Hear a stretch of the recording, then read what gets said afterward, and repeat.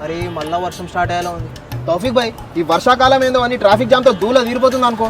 రే నేను evening 6:30కి logout చేసి వెళ్ళానా, బయటికి వెళ్ళగానే ఫుల్ వర్షం, అన్ని చోట్ల ట్రాఫిక్ జామ్. నేను ఇంటికి వెళ్ళేసరికి 3 గంటలు ఎక్స్ట్రా అయింది తెలుసా. అసలు ఏంది భాయ్ ఈ ట్రాఫిక్ జాము? నిన్నైతే హైటెక్ సిటీ జంక్షన్ నుంచి కూకట్పల్లి దాకా, అటు గచ్చిబౌలి దాకా, ఆ Dallas centre road, Inorbit road, ఇంకా మన ఐకియా రోడ్ అయితే ఎప్పనక్కర్లేని అమ్మ. రే ఈ వీడియో చూడలే, Dallas centre and IKEA surroundings లో ఏదో పద్మవ్యూహంలో లేదు, ఒక్కసారి పోతే బయటికి రావడం కష్టం అన్నట్టు ఉంది. ఉండదా అమల? సిటీలోకి వెళ్ళి అన్ని మూలలకి వెళ్ళి ఈడికి వచ్చి జాబ్ చేస్తారు కదా మన వాళ్ళు. రే దీన్ని బట్టి మనకు రోజు వర్షాలు పడతాయి, రోజు ట్రాఫిక్ లో దొబ్బించుకోవడం కన్నా మనం లాగౌట్ 2 hours ఎర్లీగా చేస్తాం అనుకో, రూమ్ లో మంచిగా రిలాక్స్ అయ్యా 2 hours కవర్ చేయొచ్చుగా.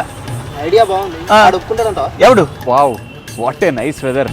అన్నా ఏంట్రా? ఏం లేదన్నా, ఈ వర్షాకాలం అంతా మేము 2 hours ఎర్లీగా లాగౌట్ చేద్దాం అనుకుంటున్నాం. దేనికి? దేనికంటావేంటన్నా, వర్షాలు చూడట్లేదా, ట్రాఫిక్ జామ్లు, ఇంటికి వెళ్ళేసరికి నైట్ అయిపోతుంది.